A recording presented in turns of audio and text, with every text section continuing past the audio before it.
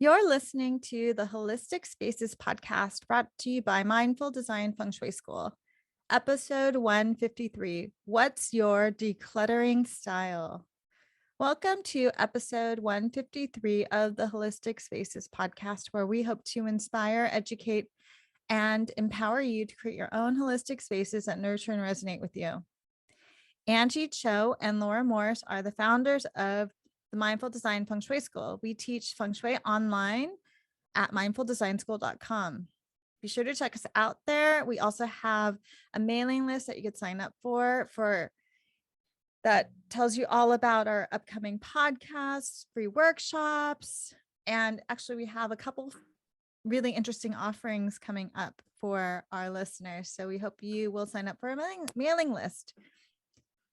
So hi, Laura, how are you doing today? I'm good. How are you?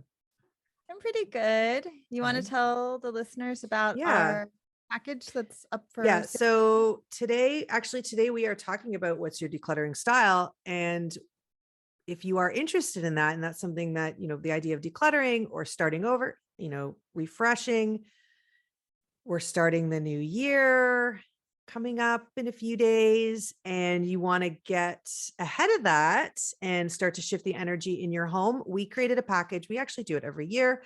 It's the 2022 energy clearing package. And in that you have videos where Angie and I walk you through how to declutter by using the bagua. So really using feng shui at its heart. We have space clearing demos and then meditations, but you also get your invitation to join us to celebrate the Lunar New Year on January the 31st and Lunar New Year's Eve. And we will be going through all of these zodiac animals, what's coming for the year. And then we're going to do a big, beautiful personal clearing session. Ta-da. Yeah, it's always fun to meet with our listeners every year and do this. How many years have we done it? Like 5 now? Yeah, I think, 4 or 5. Yeah. Yeah. And we're welcoming the year of the water tiger. And we have a lot of upcoming episodes about that. So be sure to subscribe to the podcast on whatever platform you're listening to. Okay. So today, Laura came up with a really great idea. Yeah. What's your decluttering style based on the 5 elements, right? Yep. Yeah. So I thought it might be a different way for us to talk about clutter and to give people a different way to think about it and to look at how they interact with clutter. And I always think that this perspective, because its heart is in what we do in feng shui using the 5 elements and talking about people's personal chi, it's really a way to be kinder to yourself and to really able to give yourself the space to remove, release, reset. But, as you declutter, but always at the same, keeping in mind why you approach it from a different way. So, why Angie would do it differently than I would do it. And, everyone will have sort of a mix of different types, but you'll probably be dominant in one way or one of these things, that these 5 different styles, feelings, energies that we're going to go through around clutter is going to resonate with you. You're going to be like, oh yeah, that sounds like me. Because, decluttering can be really daunting for people, and it isn't the same for everyone. And we want to show you that from a feng shui perspective, your energy can play a part in how you approach this task. So, your elemental energy will show up when you do certain things in life, when you move through the world and do different things, and collecting stuff and decluttering is one of them. So we thought it would be a really fun. It's also really going to be, it's fun too. So you can listen and you're going to be, yay, that's me. But I think before we get into those 5 different kinds of clutter, 5 different styles of how you relate to clutter, Angie, I want to ask you, when I say clutter, what do you think of? So I think of, actually, the first thing I think of is I feel compassion for people who get really caught up in clutter. People can become so judgmental towards themselves in regards to the clutter of their home. And they often become embarrassed. They feel a lot of shame, Mhm. and they tend to hide parts of themselves to conceal the clutter in their home. And so there's been so many times where I've had clients tell me that they don't want to get started with feng shui or make any changes in their life. In fact, we had a student recently or a graduate recently told me that they told you before they joined the program that they would like to join the program as long as they don't have to declutter their home. Mhm. So there's a lot of shame and fear connected to clutter. But Laura and I really hope that each person that we work with and people that we're listening to, they start to develop some compassion for themselves, because clutter is really a symptom of our modern life, our modern society. When feng shui was developed in ancient times, and even just recently, even like when Laura and I were growing up in the 70s, there wasn't a great deal of clutter, because in our modern times, we've accumulated so much stuff. And of course, there's a whole story to that. And there's a lot of, we could go on a different podcast and talk about that. But when feng shui was developed, there was no such thing as clutter. So there's not exactly feng shui and clutter is not exactly something that's connected, but it is, because it is energy. And even nowadays, we can talk about how it's not just physical clutter in your home, but it can be mental clutter. It could be electronic clutter. I saw a meme recently where someone talked, it was like an image of collecting so much information on the internet and on your computer that you might look at one day. And now we have digital clutter too, that doesn't even take any physical space, but it still affects us energetically and keeps us stuck. So when we talk about clutter and feng shui, it's not that we think that everyone should not have any clutter in their life, but we love this elemental approach, because it's like, why don't you understand where this is coming from, how it resonates with you, what your style is, and learn to accept it, work with it, and just take it step by step. Because most of the time, most of the people that I talk to that have clutter, they're not hoarders. I mean, hoarding is like a whole different thing. Mhm. And also, there's a difference between mess and clutter too. Like, Laura, Mhm. what would you say is the difference between mess and clutter? So I actually think mess is attached to creativity as well, or doing and action, because a mess, when things are a mess, it means that you're living, that you're doing something, that you're maybe you're working at your desk and it's, your papers are all over and you're just in the middle of a big project, and you're just, but everything is, and you need a little bit of that chaos, or that mess, just to actually get ideas going. And then, but it's not permanent mess. It's something that sort of happens, it's necessary, and then it's, you can't have, you can't, have create something, do something without being messy. I'm not saying anything new there, but the difference between clutter isn't productive.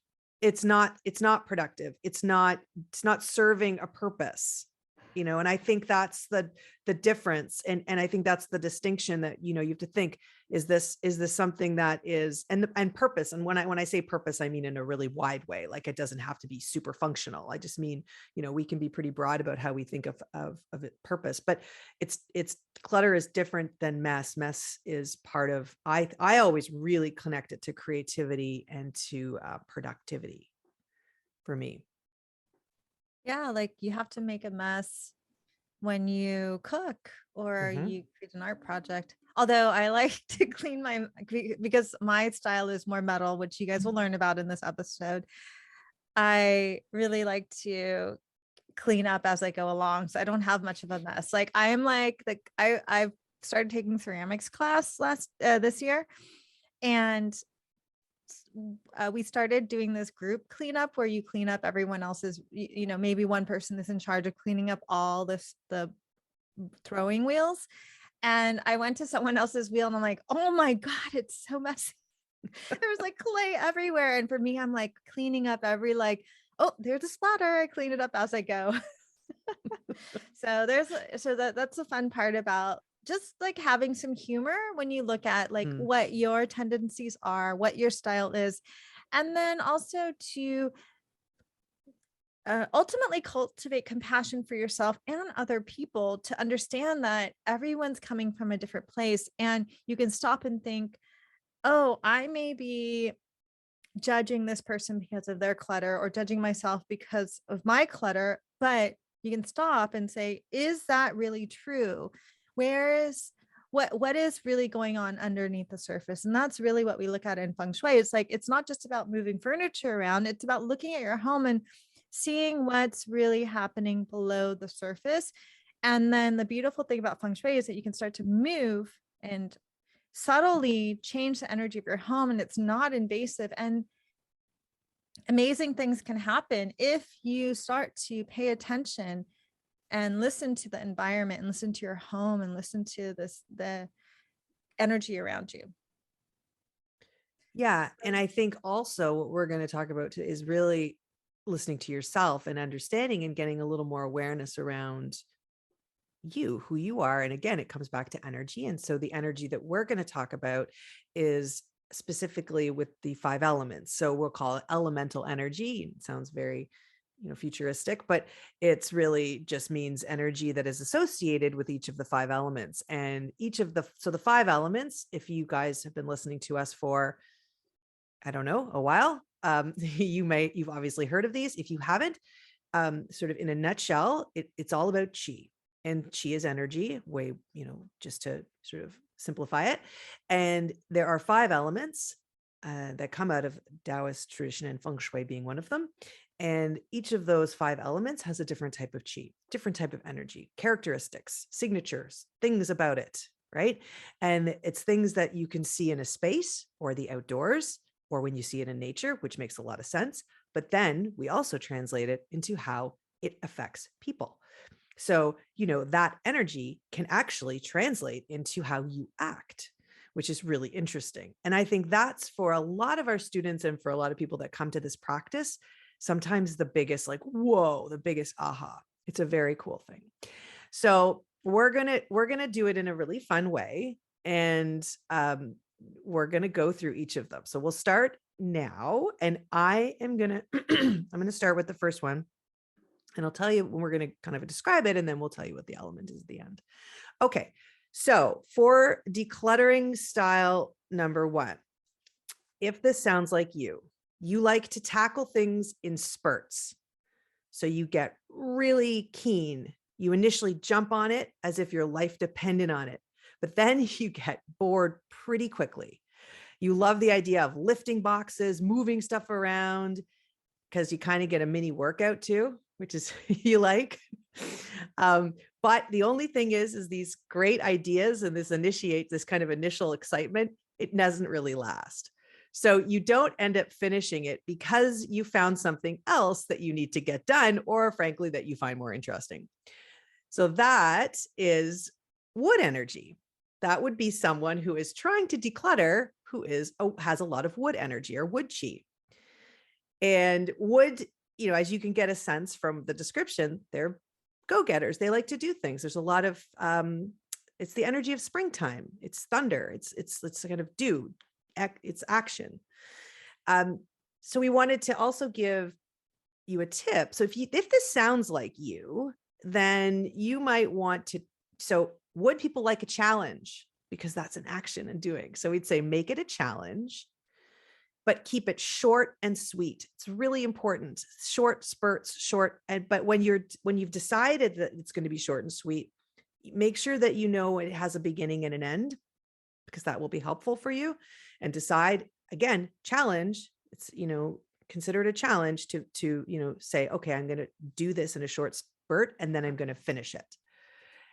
Then maybe start with 9 minutes a day.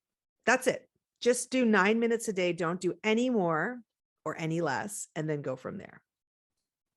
So I that's might my, add something. yeah. So wood people are also really great at starting things and not finishing things. So you could also hire someone Mhm. or recruit a friend, but be very mindful of your friend, because actually we have a student now who gets recruited to help her friend declutter all the time, and it's really exhausting her. So I'm like, I want our student to kind of do some self-care and maybe create some boundaries around that. But hiring someone, then that's a very clear relationship.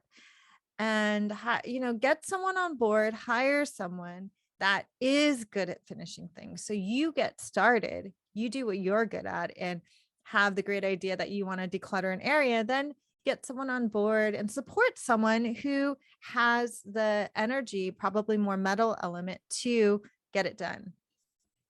And that's also a great way to use your own elemental energy to its advantage if you tend to have that wood energy when it comes to clutter that Laura was talking about. Okay, so we're going to move on to elemental type number 2. So so just listen and see if this sounds like your clutter or declutter style. Your declutter style, actually. You get really inspired to purge, and you get really happy and warm inside, and you're really sure about I'm going to do this. I'm going to clutter or declutter my home. But then you find yourself getting really emotional as you start going through everything. You stop, you look at all the photographs, so many great memories from all of these things. Like, oh my, this is when Laura was 5 years old. I can't let go of this. And then you go from pile to pile and you don't really get much done, but you're like so inspired. You're like, oh, my heart is just so full. And you really love going through all of the things in your home. And it really is connected to your heart. Like you just like I'm doing this now. You might be thinking like, this is me. And then you actually find yourself putting your hands in your heart right now. And when you really think about it, you want it to look nice, but you don't really care if it actually gets purged. So if that sounds like you may have a fire energy decluttering style. And fire energy is super heartfelt. It's connected to the heart. It's like that warmth of a candle or the warmth of a campfire where everyone gathers around you. So if you have this kind of fire energy, you might tend to really be heart connected to the things that you collect in your home. So our tip is, if you need a little bit of support and you seem to embody some fire element energy when it comes to decluttering, you can change maybe your perspective on it and make sure you keep remembering, like, this is a fun thing. This is something that I can do to really connect with my heart, but it's an exercise to ultimately let things go and look forward to the heart connections and inspiration that will come from that once you start to get the energy moving. So you can also keep it fun by listening to music, dancing around while you're decluttering,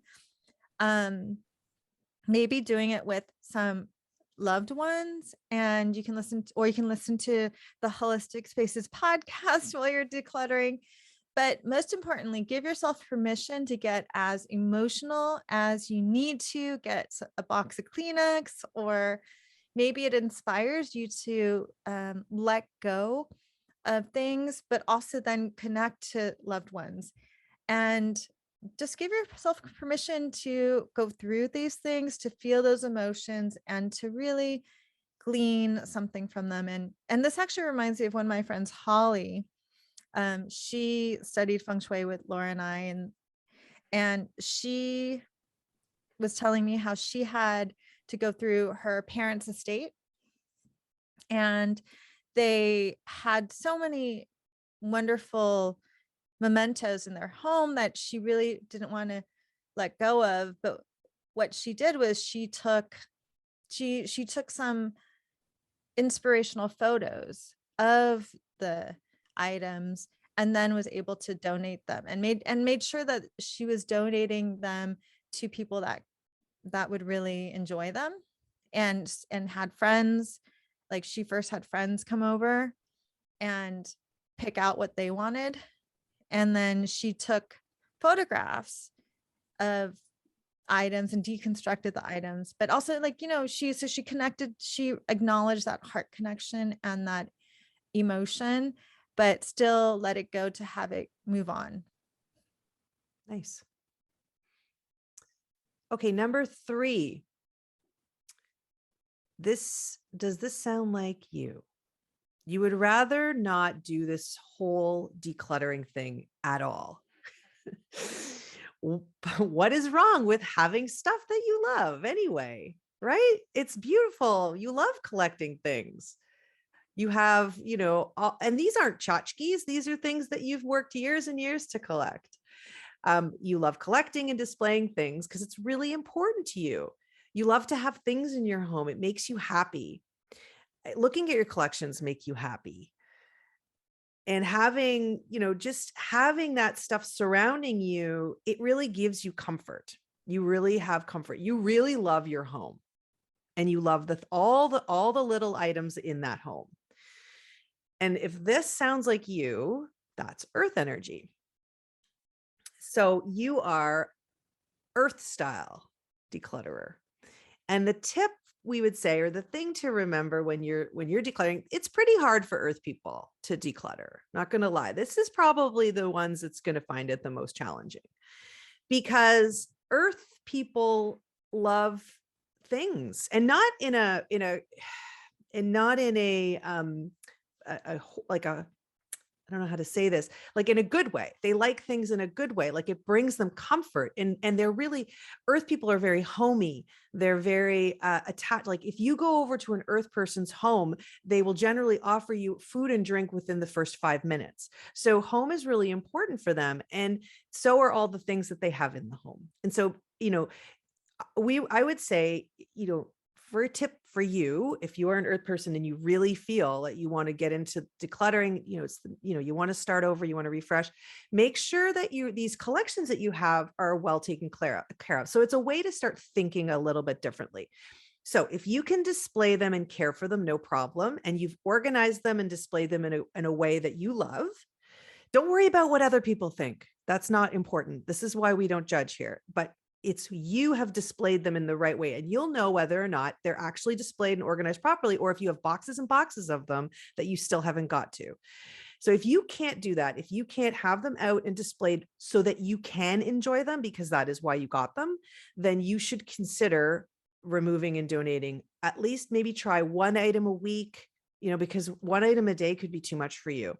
One item a day would be one item a week, but being deliberate and saying, okay, I'm going to do that for the next 9 weeks or whatever. We like 9. So, but to think about, also to bring in the idea, and this earth people will like this, is think about how, when you let this item go, it's going to go into someone else's home and it's going to make their home beautiful. So, really starting to, you have these things and you have your home set up in a certain way that you love. And that's great. But if you have stuff hoarded away or stored away, or that you can't display, then it's not really serving the purpose that, that your earth energy loves, I would say. I will say, I think my style is more earth, but with other people, it's definitely metal. Yeah. Which one do you resonate with more? I feel like you're probably metal, actually. When we get to the end, I'll tell you, because I think I'm a combination of one that we haven't done yet. But yeah, Okay. I have, Right. yeah, 2, I think. Okay, so we're going on to elemental style of decluttering, the 4th one. So far we've gone through wood, fire, and earth. So we have 2 left. So just listen up and see if this sounds like your decluttering style. First of all, you don't have a lot of clutter. You are really good at keeping things under control. It's one in, one out. You make sure it's very balanced. You like things to be organized. There's a place for everything. And you might just describe yourself as a minimalist, and you're really good at letting things go. You're like, okay, how soon can I get this out of here? And you are you're like, I got this, and I could do this for a living. So if that sounds like you might be a great clutter consultant, but it might also be that you have a metal decluttering style. So metal energy is very sharp, very efficient, very organized, and also really connected to beauty and how things appear as well. So um one thing Laura and I want to also know is like, one of these are not better than the other. It's like not like you just are what you are, and you may have a combination, or you may have elements of you may have like elements of each of the five in your style, or it may change time to time depending on who you're interacting with. But this is metal energy. And so a tip for metal people, or people who have a metal decluttering style, is to maybe watch out and not over purge. Maybe stop and think a little bit more, or feel a little bit more before you let go of something, especially if it belongs to someone else and it's not in your household, or it's not part of your belongings. Because I think metal people might actually like really be good at like letting things go in their home, but it might be something connected to another person in the household. So you can even try keeping some things that really remind you that you are connected to a place or a person or an event that was meaningful to you. And it could just be one thing or a part of something. But instead of just defaulting to purging, and being a minimalist, you could also be a minimalist in the way that you really have meaningful, important things around you. Because in Feng Shui, we talk about yin and yang energy, and yin energy is actually when there's no life. So sometimes when a place is really minimal, like one time I went to a prospective client's apartment. Oh, I guess I did work with her a little bit. Her whole apartment was like white and glossy. And she didn't even really live there full time. She was like living half time in Japan, and her partner wasn't there. And it was really obvious that there was no life energy there, that it was just so sterile. So we would recommend like try keeping one thing, and remember that heart connection to it. Mhm. Yeah, I think if this is your energy, you should consider becoming an organizer. Usually, if this is 100% you, but then in all of these, it's why you have a little. You won't most likely be 100% one, because then you start to talk about imbalances, and this is where it gets really interesting when we start to use the practice of Feng Shui.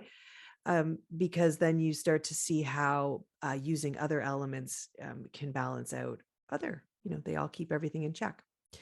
So the last of the 5 decluttering styles, does this sound like you?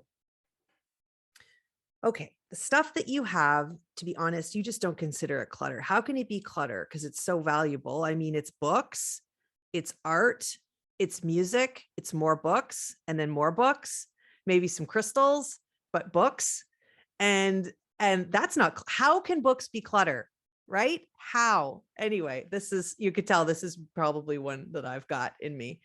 But you also have a little bit of fear and about letting things go, because how can you let go of books and art? I mean, there's so deep and so much wisdom in there. Like, how can you do that? Right? They're not just things.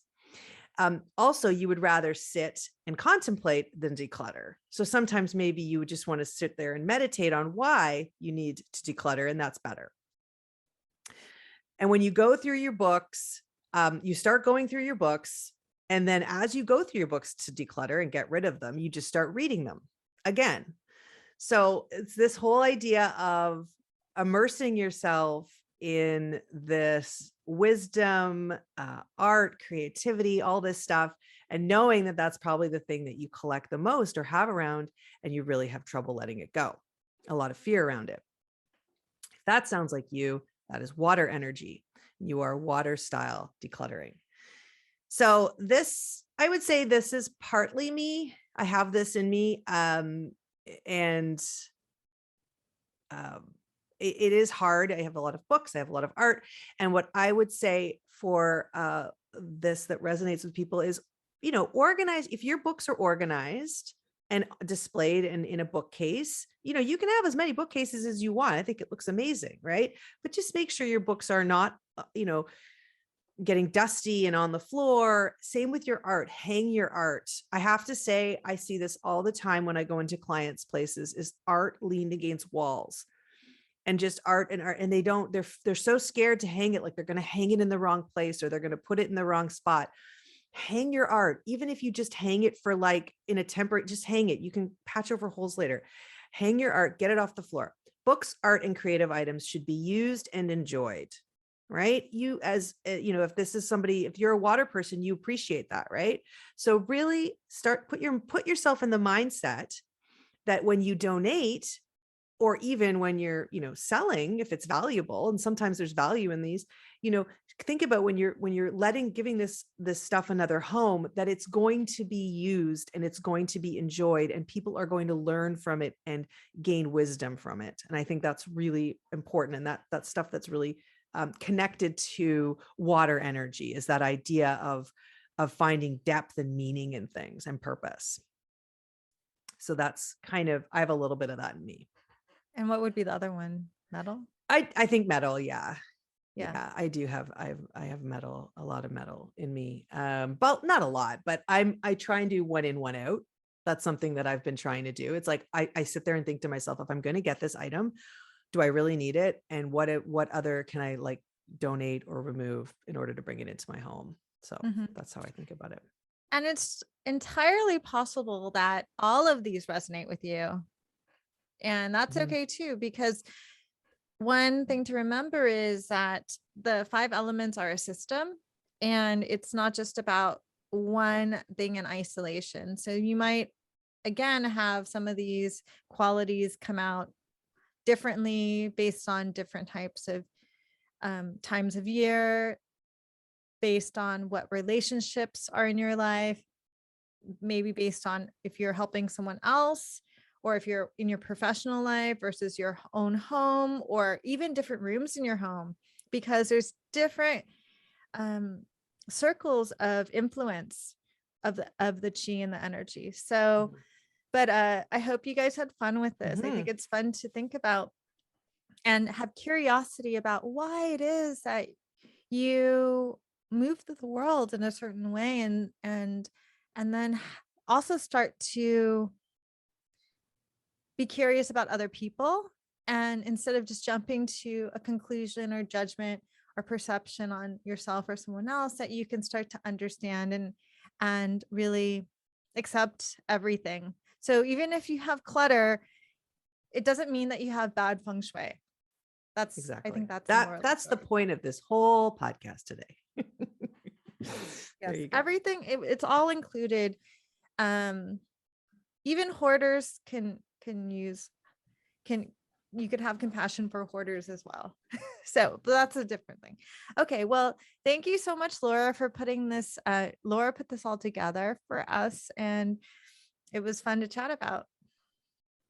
Thanks, everyone. And thank you so much for listening to this episode of the Holistic Spaces podcast. You can tune in every Monday for a new podcast episode. If you like our podcast and this episode, you can share it with others, subscribe, or leave a review. You can support the podcast by checking out our certification and mini courses and our other offerings at mindfuldesignschool.com. If you'd like to explore the world of holistic spaces and feng shui on an even deeper level, you can visit our website, online store, and blog for more information about feng shui and holistic living.